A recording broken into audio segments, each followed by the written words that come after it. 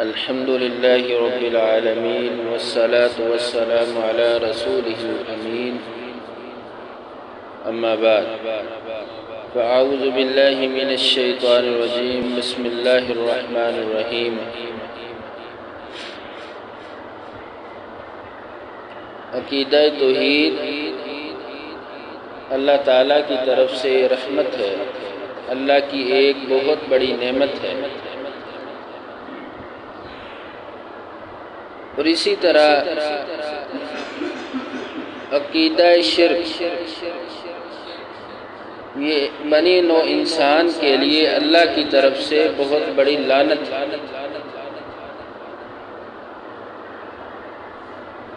عقیدہ توحید تو وہ ہے جو انبیاء کرام علیہم السلام اللہ کے پیغمبر کی تبلیغ کا آغاز پہلی بات ہی یہ تھی کہ قولوا لا الہ الا اللہ، کہ سب کہہ دو کہ اللہ کے سوا کوئی معبود نہیں۔ روزہ اول سے لے کر روزے آخر تک یہی پیغام ہے،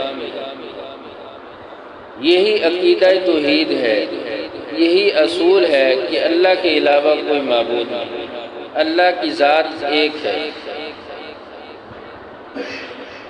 اور یہی انبیاء کرام کا پیغام تھا، تبلیغ کا آغاز تھا۔ لیکن جو عقیدہ شرک ہے وہ شیطان کا راستہ ہے، وہ شیطان کا وضع کردہ طریقے ہیں، نئے نئے طریقے ہیں، وہ وقت کے ساتھ بدلتے رہتے ہیں۔ وقت کے ساتھ شیطان الگ الگ راستے بنا کر لوگوں کو گمراہ کرتا رہتا ہے۔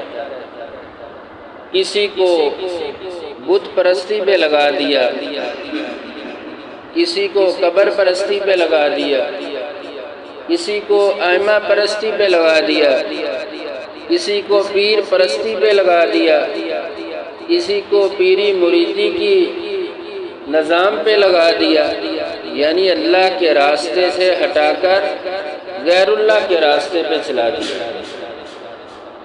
یہ ہے عقیدہ شرک، یہ ہے وہ شرک جو شیطان کا وضع کردہ، شیطان کے بنائے ہوئے راستے ہیں۔ اور یہ شرک یہ اللہ تبارک و تعالیٰ کی طرف سے اس بندے کے لیے بہت بڑی لعنت ہے جو اس راستے پہ چل پڑتا ہے،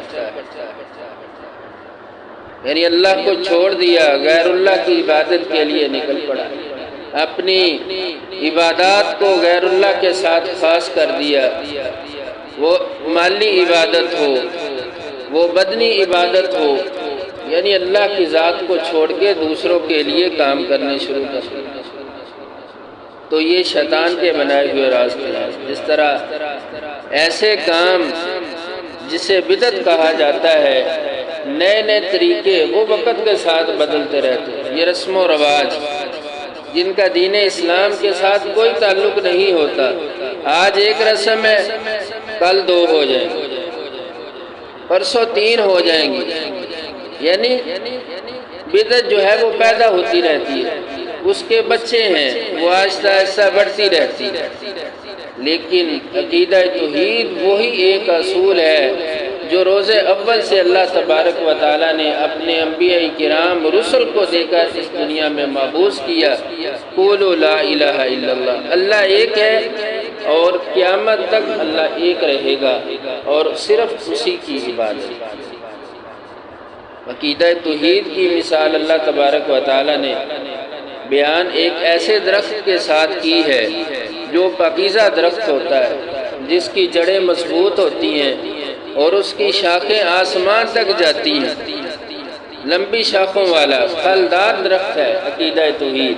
اور عقیدہ شرک کی اللہ تعالیٰ نے مثال بیان کی ہے، وَمَثَلُ كَلِمَةٍ خَبِيثَةٍ كَشَجَرَةٍ خَبِيثَةٍ اجْتُثَّتْ مِنْ فَوْقِ الْأَرْضِ مَا لَهَا مِنْ قَرَارٍ، کہ عقیدہ شرک ایک ایسا درخت ہے جو بدذات درخت، جس کی جڑیں عقیدہ توحید کی طرح مضبوط نہیں ہیں،